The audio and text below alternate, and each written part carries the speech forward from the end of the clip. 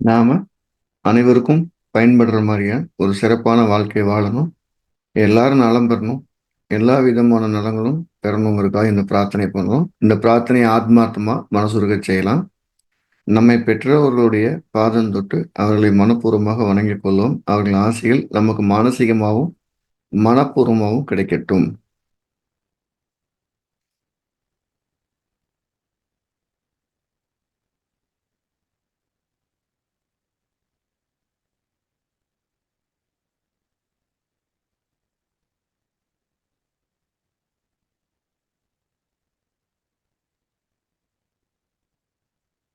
இதுவரை யாரெல்லாம் குருவாக இருந்தார்களோ அத்தனை குருமார்களின் பொற்பாதம் தொட்டு அனைவரையும் வணங்கிக் கொள்வோம். அனைவரின் ஆசைகள் நமக்கு மானசீகமாகவும் மனப்பூர்வமாகவும் கிடைக்கட்டும்.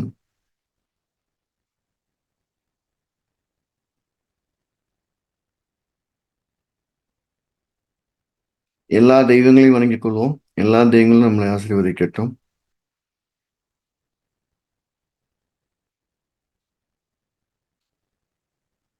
மதா பிதா குரு தெய்வ ஆசைகளுடன் எம்பெருமான் ஸ்ரீ உச்சிஷ்ட மகா கணபதியும் அனைவருக்கும் நீண்ட ஆயுளையும் நிறைந்த செல்வத்தையும் உயர்ந்த புகழையும் மெய்ஞானத்தையும் பேரறிவையும் பிரபஞ்ச ஞானத்தையும் பெருமையுடன் வழங்கட்டும். இந்த இனிய ஆங்கில புத்தாண்டுல எல்லாரும் சிறந்த வாழ்க்கை வாழ்றோம். எல்லாருடைய குடும்பமும் சிறப்பா இருக்கணும். எல்லா விதமான மேன்மைகளும் பெறணும். நோயற்ற வாழ்வு வாழணும் அப்படிங்கிறதுக்காக அனைவரையும் ஆசீர்வதிக்கட்டும். அனைவருக்கும் எனது மானசீகமான வாழ்த்துக்கள், மானசீகமான ஆசைகள். அனைவருக்குமான ஆங்கில புத்தாண்டு நாள் வாழ்த்துக்கள்.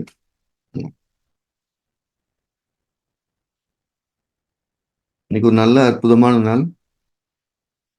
இது நியூ இயர் அப்படிங்கிறத நம்ம எல்லாம் சேர்ந்து ஒரு ஒரு பிரார்த்தனை பண்றதுக்கான ஒரு நாள் வச்சுக்கலாம். ஆங்கில புத்தாண்டை கொண்டாடலாமா வேணாமாங்கிறத தாண்டி எதையும் சந்திக்கிறதுக்கு ஒரு காரணம் கிடைக்கும் அப்படிங்கிறது தான் அதோட நோக்கம்.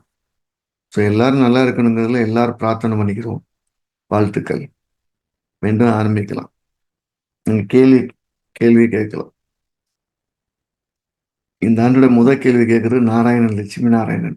குருவேஸ்வரம் 10ஆம் அதிபதியே கேள்வியை கேட்கிறார். குருவேஸ்வரன் சொல்லுங்க. லட்சுமி நாராயண் சென்னையில இருந்து நான் குருஜி. காலையில ஆரம்பிக்கும் போது இன்னைக்கு புதன் ஆதிக்கம் என்ன செய்யுதுன்னு பார்ப்போம், யார் ஃபர்ஸ்ட் கேள்வி கேட்கறதுன்னு பார்ப்போம் அப்படின்னு நினைச்சேன். டைப் பண்ணவர் சுக்கிரன் ராசியில் ராகுன்னு ஆரம்பிச்சாரு.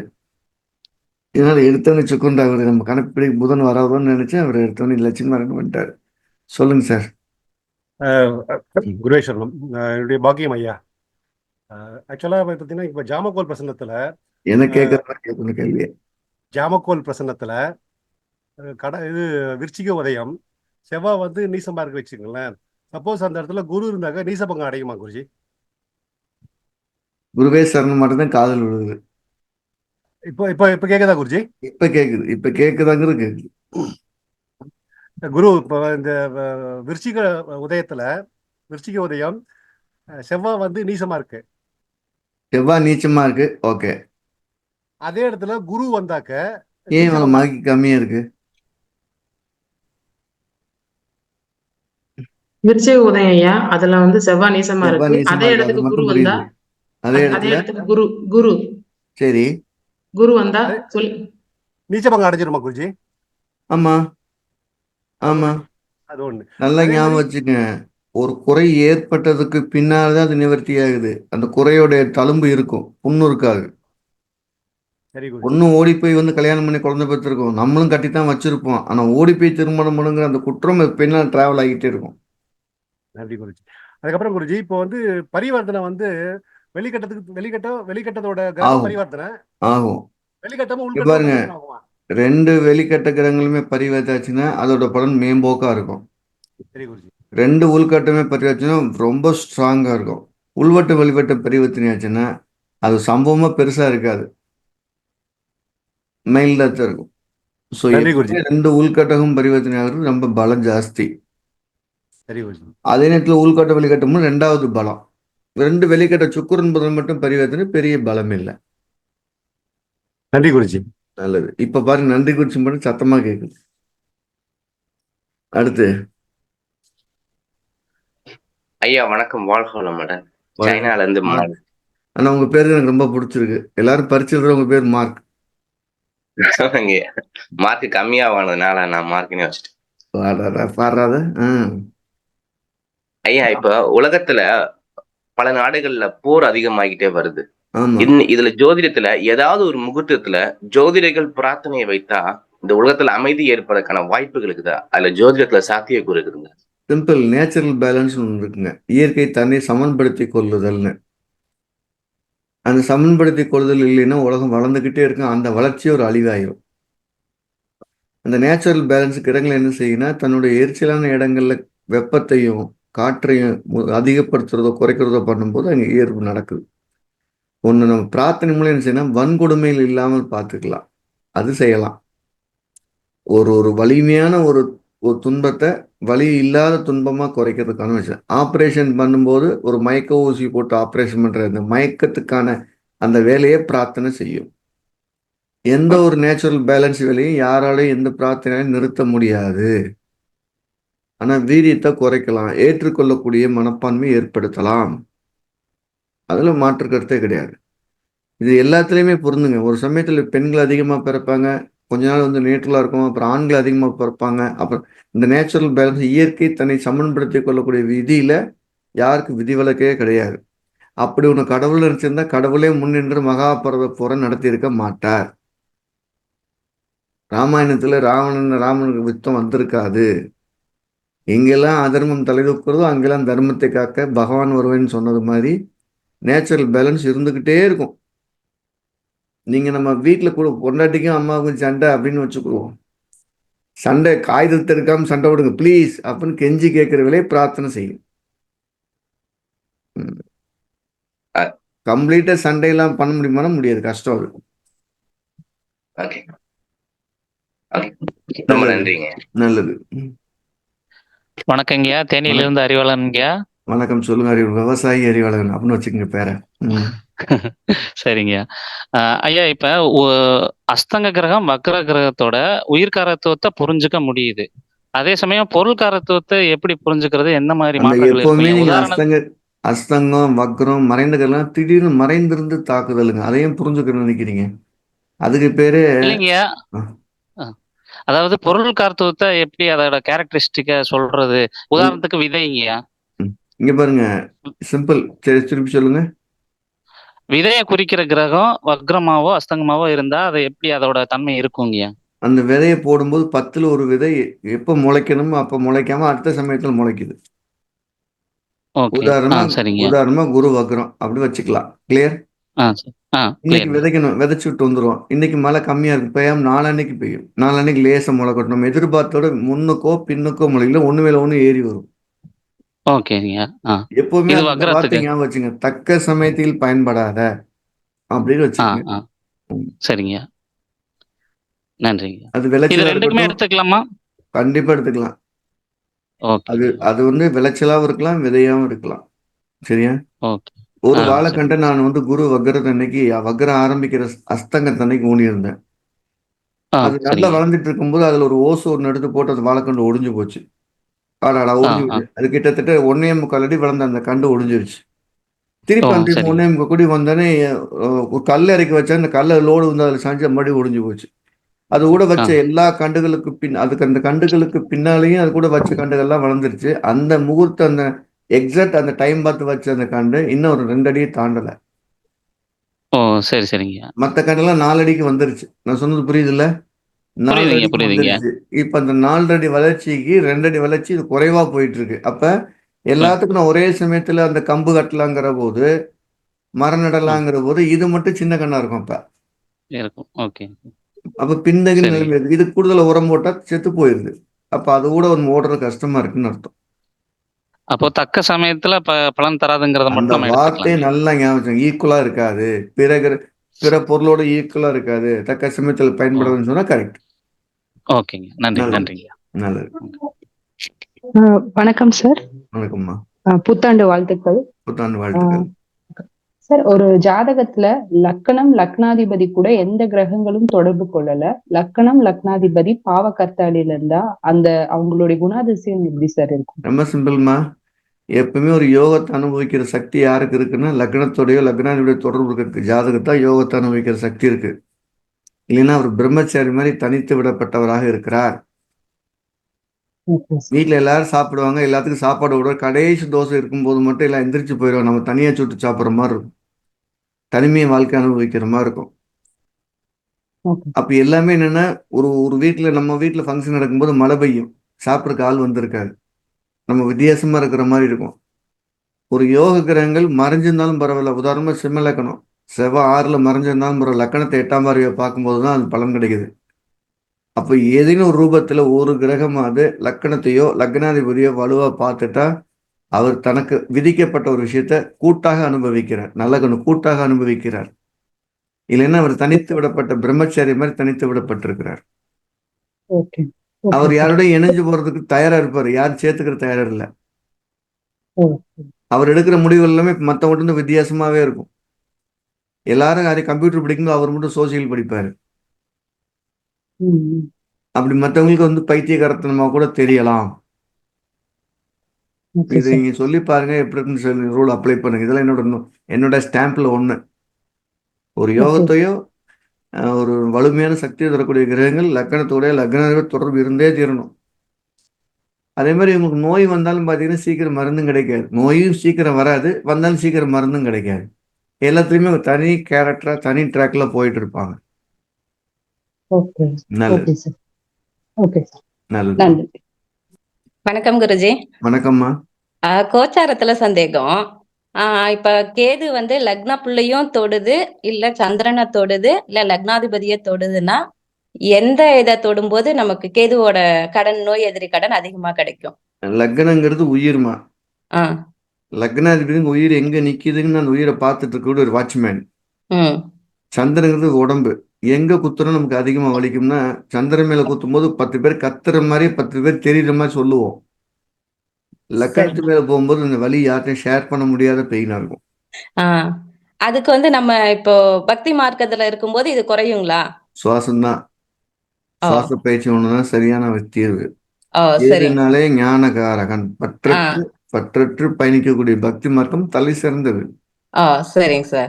இப்போ சனி ராகு கன்ஜெக்ஷன் நடக்க போகுது இல்லைங்களா மீனத்துல? ஆமா. அப்ப சனி தசை நடக்கிறவங்களுக்கும் ராகு தசை நடக்கிறவங்களுக்கும் எல்லாருக்குமே கெடுதல் தான் நடக்குங்களா? எந்த வகையிலுமே நல்லது இருக்காங்களா? ஆமா ஆமா. நேச்சுரல் பேலன்ஸ் சொன்னனே, அதுக்கு நான் என்ன அர்த்தம்னா 2 பெரும் பகைக்கிரங்கள் மோதிக்கொள்றத நேச்சுரல் பேலன்ஸ் சொல்றேன். இப்ப இதுல கண்டிப்பா அது எந்த பாவத்துல அவங்க தசை நடக்குதோ, அவங்க பிறந்த கால ஜாதத்துல அந்த சனி ராகு சேர்க்க, சனி தசை ராகு புத்தி எந்தெந்த பாவத்துக்கும் அந்த பாவத்துல மாதிரி அந்த விளைவு வேற வேற இடத்துல இருக்கும்.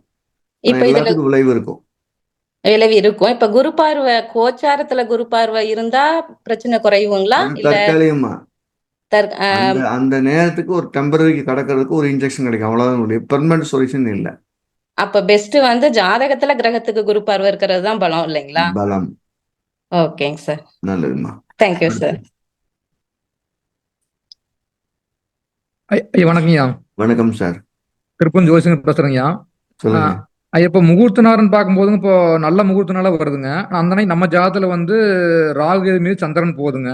இன்னொரு நாள் வந்து அஷ்டமி நவமியாக அந்த நாளைக்கு சுபகிரகம். நீங்க கேட்டதை புரிஞ்சுட்டேன். முகூர்த்தம் சொல்லும் போதே உங்க தனிப்பட்ட ஜாதத்துக்கு பார்க்கக்கூடிய முகூர்த்தம் தான் தலை சிறந்தது. பொது முகூர்த்தம் வேலைக்கு ஆகாது.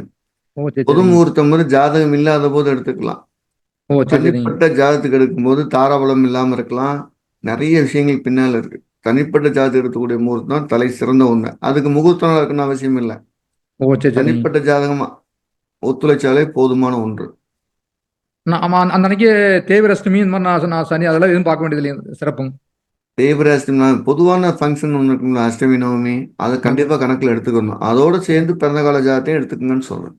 சரி. கொஞ்சம் மெயின் வந்து பொதுவான நம்ம முகூர்த்தோட தனிப்பட்ட முகூர்த்தம் பெஸ்ட், தனிப்பட்ட அமைப்பு பெஸ்ட் எடுத்துக்கலாம். முகூர்த்தம் சொல்லும் போதே அது விளக்கப்பட வேண்டிய தவிர்க்கப்பட வேண்டிய விஷயங்களை தவிர்த்து ஆனதுக்கு பின்னால் தான் ஜாதத்தை கையில் எடுத்துக்கணும்.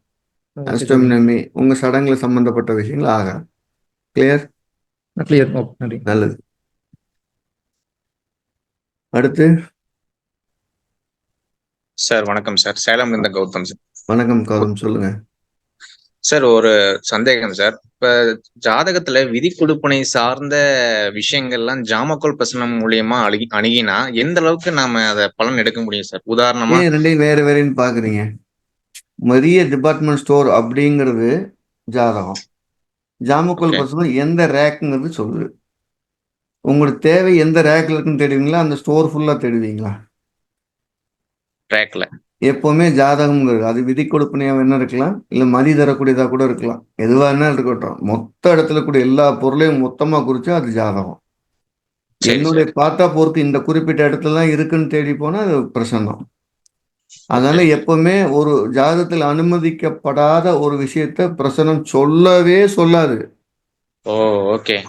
உம் இங்க ஒருத்தர் பாருங்க, வந்து பிறந்த திருமணம். கால ஜாதகத்துல குருச்சந்திர சேர்க்கை இருக்குன்னா அந்த பிரச்சனை, அந்த குருச்சந்திரன் சேர்க்கை யோகத்தை தருதா தரலையான்னு பிரசனம் சொல்லும். அப்ப ஜாதகத்துல இருக்குது அப்படின்னா நீங்க பிறந்த டே ஒன்ல இருந்து உங்களோட ஆயுள் காலம் வரைக்கும் பிரசனம் இப்ப பாசிபிலிட்டிஸா இல்லையா அப்படின்னு சொல்ல போகுது. அப்ப வந்து ஃபார் எக்ஸாம்பிள் 2 திருமணம் வந்து ஒருத்தருக்கு கண்டிப்பா நடக்கும்னா அது வந்து கண்டிப்பா காமிச்சு கொடுத்துருமா சார்? ஏன் நீங்க அது ரெண்டுன்னு சொல்றீங்க? மல்டிபிள் மேரேஜ்னு சொல்லுங்க, ஒன்றுக்கு மல்டிபிள். மேற்பட்டன்னு சொல்லுங்க. அதே ரெண்டு நீங்க நிச்சயம் பண்றீங்க. உங்க ஜாதகத்தில் எத்தனை திருமணம் நடக்கிறதாலும் அத்தனையில எத்தனாவது நம்பர் நீங்க கடந்திருக்கேன்னு பிரச்சனை கண்டிப்பா சொல்லும். கண்டிப்பா காமிக்கும். இப்ப குழந்தையின்மை காமிக்கும். எல்லாத்துக்கும் ஒரே ஆன்சர் தான். கேள்வி answer. தான் நீங்க பிரிச்சுக்கிறீங்களா, 5 குழந்தையில எத்தனை குழந்தை பெற்றிருக்காரு, எத்தனை பெற போறாருன்னு வரைக்கும் சொல்லும். அது ஸ்கேல். எந்த இடத்துல நீங்க நிக்கிறீங்க ஒரு ஸ்டாண்டர்ட் தான் பிரசனம் சொல்ல போதுங்க. ஓகே. எப்படியா இருந்தாலும் அது ஒரு சப்செட் மாதிரி சொல்றீங்க. டோட்டாலிட்டியில ஒரு உண்மைதான். இங்க பாருங்க, நீங்க நீங்க ஒரு காமர்ஸ் குரூப் எடுக்கிறீங்கன்னா நீங்க அதுல எந்த குரூப்ல உட்காந்துருக்கீங்க, எந்த சப்ஜெக்ட்ல நீங்க எக்ஸாம் ஃபெயிலு பாஸ்ன்னு சொல்ல போறது நம்ம ஜாமக்குள் பிரசனம். ஜாமக்குள் எந்த பிரசனமே சரி, உங்க பிறந்ததுல இருந்து இறப்பு வரைக்கும் கூடிய கர்மா நிறைய இருக்குல்ல, அதுல எந்த கர்மா கல்யாணத்தை நிறுத்துதுன்னு பாக்குறது பிரசனம். அந்த கர்மாவை நம்ம எந்த வேலையிலும் வேற வேற பேர் வச்சு பார்த்துக்கலாம், அவ்வளவுதான். Okay sir. Okay, thank you sir. நல்லது.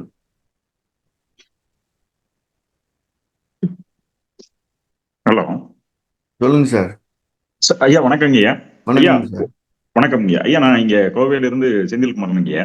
சொல்லுங்க ஐயா, அதிக பாகை பெற்ற கிரகம் அதிக பாகை பெற்ற கிரகம் வந்து சனி பகவான் ஐயா.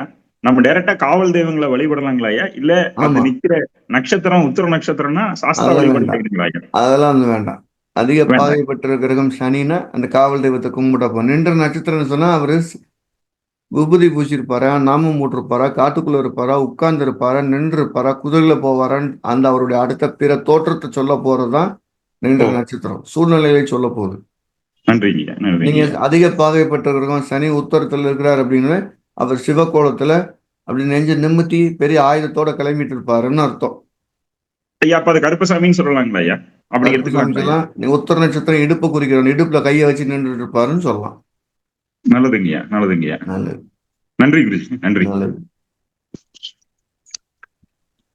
ஐயா வணக்கம் ஐயா. வணக்கம் டாக்டர், சொல்லுங்க. ஐயா, ஒரு செவ்வாய் புதன்னா ஓவியம்னு சொல்லியிருக்கீங்க ஒரு தடவை. ம் அதுல வந்து ஆர்கிடெக்ட் அதுல வருமாங்க ஐயா? ஆமா, இங்க பாருங்க, நம்ம ஓவியத்துக்கு நம்ம தான் பேர் வைக்கிறோம், ஒரு டிராயிங்னு சொல்லலாம்ல. பொதுவா. ஆமா, வரைபடம் தான் அதுக்கு பேரு. ஓகேங்க ஓகேங்க. நம்ம ஆர்கிடெக்ட் கூட பேஸ் என்ன, வரைபடம். டிராயிங் இல்லாம இல்ல இல்ல. ஆமாங்கய்யா, எஸ் எஸ் அது பாடத்திட்டத்திலே வரைபடத்தை கிராஃப்ட் எடுத்துதான் சொல்றோம், எஸ்ங்கய்யா, எஸ். வரும். ஓகே, தேங்க்யூங்கய்யா, தேங்க்யூ. நல்லது. வணக்கம் சார். வணக்கம், சொல்லுங்க கார்த்திக் சுப்பிரமணியன். சார், இது இப்போ 9ஆம் அதிபதி நின்ற நட்சத்திராதிபதி அஸ்தங்கமாயி மாந்தியோட சேர்ந்திருந்தா உபாசன தெய்வம் அவர் எப்படி இருந்தாலும் தப்பில்லை. அவர் அஸ்தங்கமா இருக்கலாம், மாந்தியாவே கூட இருக்கலாம், மாந்திய கூட நெருக்கமா இருக்கலாம். எப்படி இருந்தாலும் அவர் தான் உபாசன தெய்வம். அவர் என்ன கோலத்துல எந்த விதத்துல பலன் தர போறாருங்கிறது தான் நின்ற நட்சத்திரமோ அந்த அதிபதிகளோ சொல்ல போகுது. 9ஆம் அதிபதி நின்ற நட்சத்திர அதிபதி எவ்வளவு பலகீனம் இருந்தாலும் அந்த பலகீனம் இருக்கான தேவதையை எடுக்கலாம். ஏன்னா இறந்து போன முன்னோர்களை எத்தனையோ பேர் குலதெய்வமா வச்சு கும்பிட்றவங்களும் இருக்காங்க. அப்படித்தான் இருக்கும். ஓகே. இப்போ இந்த பொது பலன்கள்னு சொல்லுவாங்கல்ல சார், ஆண்டு பலன்கள், அதுக்கு எப்படி சார் எதை வச்சு எடுத்து ஸ்டார்ட் பண்ணலாம் சார்? பொதுவாக சொல்ற இந்த ஏரியாவில் மழை பெய்யும்னு சொல்லிக்கலாம். ஆனா தனிப்பட்ட ஜாதகத்துல இந்த மழையின் பயன்பாடு என்னங்கிறது தனிப்பட்ட ஜாதகம் தான் பயன்பாடு. இப்ப நம்ம இந்த 2024 ஆண்டு பலன் சொல்றத விட குரு பயிற்சி பலன் சொல்றது கூடுதல் பலமா இருக்கும், நல்லா இருக்கும். ஓகே. பொது பலன்கள் மேல இருக்கிற கவனத்தை விட தனிப்பட்ட பலன்கள்ல கிரக பேச்சோட பலன்களை கவனம் செலுத்துறது சரியா இருக்கும். ஓகே ஓகே, நன்றி. நல்லது. ஐயா வணக்கம் ஐயா. வணக்கம் சார், சொல்லுங்க லட்சுமணன். புத்தாண்டு நல்வாழ்த்துக்கள் ஐயா. சொல்லுங்க வாழ்த்து. இப்போ வந்து ரீசெண்டா நிறைய காதல் சம்பந்தமான கேள்விதான் வருது. திரும்ப நிறைய லவ் ஃபெயிலியர் அந்த மாதிரி தான் வருது எனக்கு. இப்போ வந்து நான் பிரசன்னத்துல தான் அதை பாக்குறேன். பிரசன்னத்திலேயே எனக்கு நிறைய குழப்பம் இருக்கு. ஏன்னா வந்துட்டு இதுல கவிப்பு எப்படி எடுக்கிறது, பெரிய லாங் காதலே குழப்பமான விஷயம்தான். அதுல பிரச்சனத்துல அப்படின்னா பெருங்குழப்பம் வருமா வராதா? இவ்வளவு பெரிய லாங் டேர்ம் ப்ராசஸ் ஒரே ஒரு சார்ட்ல சொல்றதுக்கு எனக்கு ரொம்ப பயமா இருக்கு. ஒரே நாள்ல எனக்கும் பயமா தான் இருக்கு. ஒரு அம்மா கிட்ட நான் தான் சொல்றேன், உனக்கு காதல் தோத்து போடணும், என்ன 5வது காதலா 6வது காதலா எந்த காதல் தோத்து போடணும் கிளியரா சொல்லுங்கன்னு கேட்கும்போது, ஐயோ இது என்ன இத்தனை காதல் இருக்கா, எழுதின பராசரே வந்தா பயந்துக்கிறாரு, என்னங்கப்பா இப்படி இருக்குன்னு. விரைவில் நாமளே போட போறோம், பொருத்தம் பார்க்கப்படுவது இல்லைன்னு. தேதியெல்லாம் குறிச்சாச்சு, நிச்சயம் நினைச்சு, தாலியெல்லாம் எடுத்தாச்சு, விடிஞ்சா கல்யாணம். அந்த பிள்ளை பழைய லவர் ஃபோன் பண்ணிட்டாரு, நான் அவரை கட்டிக்கிறேன். இந்த பொண்ணு நிக்குது, இந்த பையன் எனக்கு அந்த பழைய லவர் தான் கூப்பிடுறாங்கன்னு 2 பேரும் சேர்ந்து அப்பா அம்மா நிறுத்துறாங்க. 2 அப்பா அம்மாவும் அந்த மண்டப செலவு மட்டும் 2,20,000 அட்வான்ஸ் லொசுக்குன்னு 10 கழிச்சு ஊரெல்லாம் கொடுத்துட்டாங்க. 2 பேத்துக்குமே பழைய லவர் வந்து நிக்கிறான்னு அதிர்ச்சி. 2 பேரும் காமன் சைட் எப்படி பண்ணிக்கிறது, அவர் கேட்கிற ஜாதகத்துக்கு தெரியலையான்னு. இதுக்கெல்லாம் விதி எழுது பராசர காலத்துல அப்படி இல்லப்பா நிச்சயம்னா பண்ணிடுவாங்க. இப்போ வந்து இதுல இது மாதிரி நிறைய இருக்கு. திருமணத்தால் அவமானம்னு பொதுவா படிச்சுக்கலாமே ஒழிய, அதனால இனிமே காதல் தோல்வின்னு உண்மையான காதலான்னு கண்டுபிடிக்க போது ஜாதகம் பிடிக்க வேண்டியது. ஆமா இல்ல இப்ப நம்ம வரத்தான் செய்யும். வசனத்துல ஓரளவு நம்மளுக்கு காட்டுது. பட் அதை வந்து நம்ம தெளிவா எடுத்து சொல்றதுக்கு கொஞ்சம் இங்க பாருங்க, புதன் ராகு சேர்ந்தா தவறான திருமணம், அதே புதன் கேது சேர்ந்தா காதல் ஞானம். அவர் 10 கல்யாணம் பண்ண தயாராகிடுவாரு. நம்ம ராகுகேது புக்கில் எழுதியிருப்பேன் நானு, புதனுக்கு கேது சேர்ந்தா ஒன்றுக்கு மேற்ற திருமணத்தையும் காதலையும் செய்கிறாருன்னு. கவிப்பு என்ன செய்யுதுன்னா, அந்த காதல்னால என்ன நடக்குது, உண்மையிலே அன்பு இருக்கா இல்ல அவங்க கன்சீவ் ஆயிடுறாங்களான்னு சொல்லுது. உதயம் என்ன சொல்றதுன்னா, அவங்க உண்மையிலே இந்த காதல் தான் பண்ணிட்டு இருக்காங்களான்னு சொல்லுது. காதலுக்கான கார கிரகம் புதன், அட்ஜஸ்ட்மெண்ட் பிளானட். அந்த புதனுக்கு பேரு காதலிக்கிற வரைக்கும் அட்ஜஸ்ட்மெண்ட் பிளானட் இருக்காங்க. திருமணம் ஆனப்பட்டு செவ்வாய் நேர் கோட்டுக்கு வந்துருது, அட்ஜஸ்ட்மெண்ட். அதனால சண்டை வருது. அப்ப எப்ப எல்லாம் செவ்வாய் சம்மந்தப்படுதோ அப்பெல்லாம் காதல் பிரிதுக்குலாம் ஈகோ வரப்போகுதுன்னு தெளிவா சொல்லிருங்க. ஜாமக்கோல் பிரச்சனத்துல புதன் உதயத்தோடு தொடர்பு இருந்துச்சுன்னா அந்த காதல் பிரேக்கப் ஆகிறதுக்கு ரொம்ப ஷார்ட் இது ரெடி ஆயிடுச்சு அப்படின்னு ஞாபகம் வச்சுக்கணும். இதுல என்ன உங்க டவுட்டுன்னு கிளியரா சொன்னா, உதயத்துல புதன் இருக்குது அப்படின்னா அவங்க காதலிச்சுட்டு இருக்காங்க, ஃபிளெக்சிபிளா போயிட்டு இருக்கு. செவ்வாய் இருக்குன்னா ஈகோ வந்துருச்சு, பிரேக்கப் ஆக போகுது. ராகு இருந்தா ஒரே நேரத்தில் 2-3 காதலை செய்கிறாடி. கேது இருந்தானா அவர் 4 காதலுக்கு மேல செய்வார், காதல்னு சொல்லக்கூடாது. சுக்கிரன் இருந்தானா அது காதல் இல்லை, வெறும் ஒரு ஃபேஸ், அவ்வளவுதான். அதுக்கு விசுவாசமா நடந்துக்கணும்னா அது குரு. சூரியனுடைய வேலை என்ன அப்படின்னா கற்பனை. அந்த கற்பனைக்குள்ள மண்டையில கூட அதே நபர் வந்துன்னா அவங்க விரும்பி வந்துடுறாங்க. இப்படி அந்த வகைப்படுத்திட்டா சரி. இந்த கவிப்போட வேலை என்னன்னா, அவங்க காதல்ங்கிற வேலை உண்மையிலே காதல் தான் பண்றாங்களான்னு பார்த்துக்கலாம். இவ்வளவுதான் இருந்தது. இந்த 5ஆம் பாவம் என்னன்னா, அந்த காதலை எவ்வளவு ஆழமானதுன்னு சொல்றதுக்கு பயன்படுதுங்க. உதயம் அவங்க காதலை சொல்லுது, 5ஆம் இடம் அந்த காதலுடைய ஆழத்தை சொல்லுது. அவ்வளவுதான். இப்ப நான் இவ்வளவு சொல்லப்பட்டு சார் பயங்கர டீப் அனலைஸ் பண்ணிட்டான்னு நினைச்ச கூடாது. அவ்வளவு பிரச்சனை எனக்கும் வருது. பாக்குறவங்களாம் உங்ககிட்ட கேட்கலாம், என்கிட்டயும் கேட்கறானுங்க. 64 வயசு ஐயா கேட்கிறாரு, என் காதல் வெற்றி அடையுமான்னு. நான் நினைச்சேன் நமக்கு தான் காது கேட்கல, என்ன மட்டும் ஐயா உங்க பேர் சொல்லுங்க, டேட்டா எல்லாம் கேட்டப்பட்டு சொல்றாரு. ஏன் வரக்கூடாதுன்னு கேட்கிறாரு. வரலாம் ஆறு வேணான்னு. அதனால அந்த பிரச்சனை நீ அதிகம் தான். அதுக்கு முன்னால் நம்ம ஜாதத்தை நம்மளும் பார்த்துக்கணும். சரிங்க ஐயா. இப்போ வந்து ஆஸ்ட்ரோடாக்ல ஜாயின் பண்ணும்போது என்னோட நேமை மாத்திட்டாங்க ஐயா, ஜெகதீஷ்னு சொல்லிட்டு. பட் எனக்கு வந்து முதல்ல நம்ம பிரைவேசி பார்த்து வெளியே சொல்லக்கூடாது, சரியா? அது நமக்கே டேஞ்சர். அது எந்த கட்டத்தில் வெளிப்படுத்திங்கன்னா உங்களுக்கு வேலை கொடுத்த நிறுவனமே கம்ப்ளைண்ட் பண்ணும். சரி பேரை மாத்திட்டாங்க, சரி அது வேலை செய்யும்னா வேலை செய்யும். ஒரிஜினல் பேர் லட்சுமணங்கிற பேர் நீங்க படிச்சு ஜோசியர் வெங்கட்ராமனை தான் பிரதிபலிக்கும். ஆமா, நீங்க சொன்னது நான் படிச்சது கெமிஸ்ட்ரியா படிச்சேன். நான் படிச்சது கெமிஸ்ட்ரி, சரியா, பயோகெமிஸ்ட்ரி படிச்சேன். ஆனா இப்ப நான் செய்யற வேலை ஜோதிடர். எனக்கு பின்னால பிஎஸ்சி பயோகெமிஸ்ட்ரி போடணும், ஜோதிடர்னு போடுவோம். ஜோதிடர் சிம்பிள். அடுத்து நன்றி. வணக்கங்க. வணக்கம் சார், எப்படி இருக்கீங்க? நல்லா இருக்குங்க. சொல்லுங்க சார். அதாவது சோழி லக்னம் பாத்துங்க, துலா லக்னம் 18/12/2024 அன்னைக்கு பார்த்தது. லக்னாதிபதி 4ல வந்து இருக்காரு, திக்பலத்தில் இருக்காரு. ம். அதாவது கேள்வி என்னன்னா, இப்போ வந்து கம்பெனியில மறுபடியும் பணம் தர்ற மாதிரி சொல்றாங்க. பட் கம்பெனி தருமா, அந்த சேர்த்து விட்ட நபர்கிட்ட தொந்தரவு பண்ணி தான் நம்ம காசு வாங்கணுமாங்கிறதாங்க எப்பவுமே கேள்வி. சோழி பிரசனம் சொல்லிட்டீங்கன்னா லக்கணத்துல என்ன கிரகம் இருக்குன்னு சொல்லிடணும், என்ன கிரகம் பாக்குதுன்னு சொல்லிடணும். பார்க்கறது செவ்வாய் வக்கரமாயி சந்திரனோட சேர்ந்து பாக்குதுங்கய்யா. செவ்வாய் வக்ரமாய் பார்க்கிறார், சந்திரன் கடகத்துல இருந்து இப்போ நீச பார்வை தான் பார்க்கிறார். அப்போ ஃபோர்ஸை பயன்படுத்தாம பணம் வராது. சரிங்கய்யா.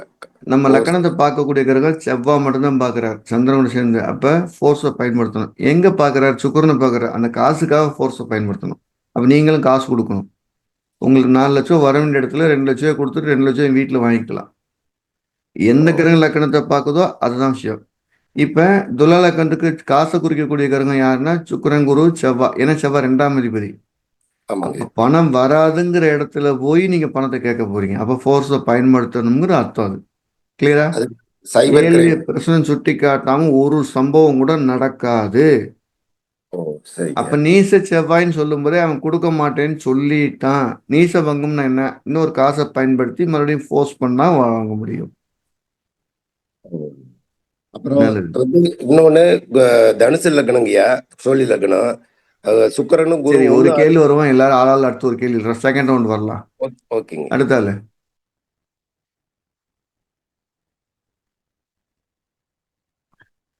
அடுத்த சார் கேள்வி. வணக்கம். வணக்கம் சார் இப்போ வந்து நம்ம நம்ம உடம்புல வந்து சரிங்க, இப்போ இந்த 12 கிரகத்தை வந்து உடம்பா பிரிச்சிருக்காங்க, ஒவ்வொரு கிரகம் இருக்குங்க. ஆனா தசாபுத்தி நடக்கும்போது மட்டும்தான் அது வேலையை செய்யுதுன்னா அது அது எப்படி சார் எடுத்துக்கிறது? அந்த சமயத்துல மட்டும்தான் வந்து அந்த சார், பிரபஞ்சத்துல இருங்க இருந்து நம்ம இருங்க உடம்புல உங்க வந்து கேள்வி ஏதோ நான் புரிஞ்சுட்டேன். இருங்க உங்க கேள்வி நான் புரிஞ்சுட்டேன். எங்க வீட்டுல மொத்தம் 12 ரூம் இருக்கு. எல்லா ரூமுக்குமே நான் வயரிங் பண்ணிருக்கேன். எதை சுவிட்ச் போடுறனோ அது மட்டும் தான் ஒர்க் ஆகுது. எல்லா ரூம்லயும் 12 ஃபேன் ஓடிட்டு கரண்ட் பில் கட்டில மண்டே போட்டுருமா மாட்டோமா? அந்த ஓகே சார். தசாபுத்தி சொன்ன எல்லா இடத்துலயும் லைன் போயிட்டு இருக்கு. எங்க என்னோட யூசேஜ் இருக்குங்கிறது மட்டும்தான் தசாபுத்தி அந்தரம் சொல்லுது. கிளியரா? Okay sir, clear sir. ஆமா சார் இன்னும் ஒண்ணு சார், அதுலயே போதும். செகண்ட் அப்படின்னா கேள்வி. வந்து இப்போ ஒரு இந்த தசாபுத்தி கேள்வி நடக்கும்போது இந்த ஒரு கேள்விக்கு இன்னொரு பதில் இல்ல என்ன சார். அப்படின்னா, ஓகே சார். நம்ம ஓகே சார். சுவிட்ச் பாக்ஸ்ல போய் நம்ம கை வைக்கிற தேவையே தசாபுத்தி சொல்லுங்க. நீங்க உங்கள்கிட்ட எல்லாமே இருந்தாலும் எதை நீங்க அதிக பயன்படுத்துறீங்களோ, இல்ல ஏற்கனவே எது அதிகமா பயன்படுத்தப்பட்டிருக்குதோ அந்த உறுப்பு மட்டும் தான் தேய்மானம் ஆகுங்கிறது தசாபுத்தியோட சித்தாந்தம். பிறக்கும் போதே எந்த உறுப்பு பலகீனமா இருக்குங்கிற சொல்ற அந்த இதுதான் 6வது பாவம். சர்வீஸ் பண்ண வேண்டிய பார்ட் என்னன்னா 6, 8 தான். அதனால அதை நம்ம நோயின்னு சொல்றோம். அதுக்கு நீங்க என்ன வேணாலும் பேர் வச்சுக்கங்க. Right, next. ஐயா வணக்கம்யா. வணக்கம் சார், சொல்லுங்க. புத்தாண்டு வாழ்த்துக்கள்யா. வாழ்த்துக்கள் சார். ஐயா இப்ப ஒரு 10ஆம் பாவத்துல நிக்கிற கிரகத்தை வச்சு இந்த தொழில் எடுக்கணுமா, இல்ல 10ஆம் பாவாதிபதி என்ன நட்சத்திரம் வாங்கியிருக்காரு சார், கிரகம் 10ஆம் இடத்துல கிரகம் இல்லைன்னா 10ஆம் இடத்துல ஒரு கிரகம் வந்து அதை செய்ய இப்ப 10ல ஒரு ராகு இருக்குங்கய்யா. அப்ப எனக்கு 10ல ராகு இருக்குன்னா ராகுங்கிற தொழில் தான் உங்களை ஃபோர்ஸ் பண்ணும். ராகுனா என்னன்னா செயற்கை தொழில்கள், பிளாஸ்டிக், பிவிசி இதெல்லாம் பண்றது. 2வது ஃபைனான்ஸ், அடகு, வட்டி, வாசிலாம் சொல்றது.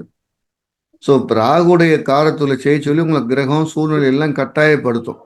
10ல கிரகம் இல்லைன்னா 10ஆம் அதிபதி எடுத்துக்கிற போறோம். 2 வேற வழியே இல்லாம ஒரு சூழ்நிலைக்கு அவங்க அப்பாவோ மாமனாரோ பொண்டாட்டியோ தொழில் வச்சு கொடுத்தாங்கன்னா 10ஆம் அதிபதின்ற நட்சத்திராதிபதி அவங்க வச்சு கொடுக்கறதுல நீங்க பார்த்துட்டு இருக்கீங்க. 2வது உங்களுக்கு மனசுக்கு பிடிக்குதோ பிடிக்கலையோ நல்ல வருமானம் வரணுக்கா செஞ்சா அது 2ஆம் இடம். ஸோ இந்த 4 கண்டிஷனையுமே நம்ம பார்க்கலாம். அப்ப 2ஆம் அதிபதி நல்லா இருந்ததுன்னா அந்த தொழில் நமக்கு கை கொடுக்கும். அது வருமானம் வர்றது உங்களுக்கே தெரியும். அது உங்களுக்கு செய்யும். அது வருமானம் பண்ணும். இப்ப 10ஆம் இப்ப ராகு நிக்கிற சாரம் குருவா இருந்தாலும் நம்ம அதை எடுத்துக்கலாமா எப்படிங்க? அதெல்லாம் வந்து நமக்கு நம்ம 10ல் நிற்கக்கூடிய ராகு அப்படிங்கிறதுக்கு யாரெல்லாம் இன்வெஸ்ட் பண்ணுவாங்க, என்னெல்லாம் கிடைக்கும், என்ன மாதிரி கொண்டுட்டு போகலாம் அப்படின்னு சொல்றேன். சரிங்க. 10ல் நிற்கக்கூடிய ராகு ஒரு அடமான தொழிலை பண்ணா குருவுடைய சாரத்துல இருந்தா நன்மதிப்போட வருவோம். நம்ம அது நல்ல மதிப்பு கிடைச்சிருக்கோம்னு அர்த்தம். சரிங்க. நல்லவன் தேடி வருவான்னு அர்த்தம். சரிங்க, நன்றி.